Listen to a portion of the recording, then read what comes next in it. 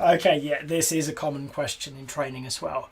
Who writes user stories and what would you advise people to write in them? Well, who writes them first? Anybody. There you go. Nice short answer. It's not the product owner. It's definitely not the BA. God love them. They're not a role. They're just a developer with analysis skills. Okay, it's not one person.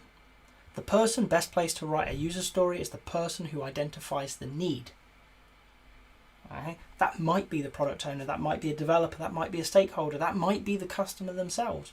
That might be somebody else out in the wild who just sees something that you may benefit from. Invite them all in. Let them write what they want. Let them explain, have that conversation to understand. And then your product owner can work out, is this something that progresses my product towards its goal or not? And they can make that decision. So anybody can write them, and I really do mean that. Don't put limits on who adds to your backlog. Okay. As part of refinement, have your product owner spend time looking at all those new things, talking to the people, understanding what they're trying to change in the product and why, and make a considered choice whether, yes, this is interesting and we should take it further into the team to understand it better, and it may come through that refinement process, or it's a nice idea but not for now. Okay. Most of the ideas I see appear, whether they survive or not, are good. We work with intelligent people who are passionate about what they do, who want to improve your product. Invite them in. Let them add things to the backlog. Let them write user stories or product backlog items so that you've captured them, so that you can consider all of those different ideas, those different perspectives, those different experiences. Okay? Because in amongst that, there might be something really important or revolutionary or innovative or whatever that you haven't thought of. Okay? And any barrier to those people adding to, they're busy, they're just not going to bother. They're going to go, oh, he wants me to fill in this form, and no, not doing that, move on. And it's gone, and you never knew it existed.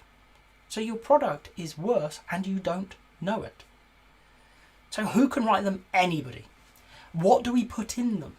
You've probably come across, that good old as a, I want, so that, the most common story format. You can use it, nothing wrong with it. It's a good habit building. Who wants it, what do they want, and why do they want it are key parts of a user story. Okay? But how you write it down doesn't matter.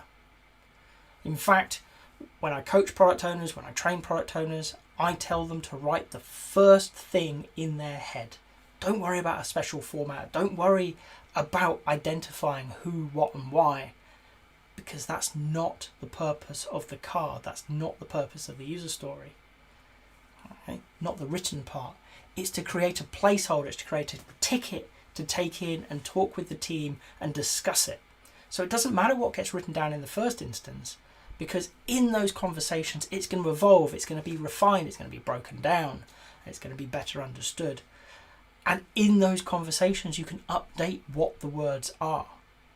So it doesn't matter what you write down, it doesn't matter what the person who's adding to your backlog writes down, as long as for them or for you it recalls the conversation, it recalls the need, the purpose behind it, so they can articulate it to the product owner or to the team themselves, who can then start gathering that understanding and ask questions to help you explore it. Okay? Rule of thumb for me is, if you're still writing your user story after 2 minutes, you're overthinking it. Delete it. Start again, and this time just write down what you think. Don't worry about anybody else understanding it yet. That's the purpose of the conversation.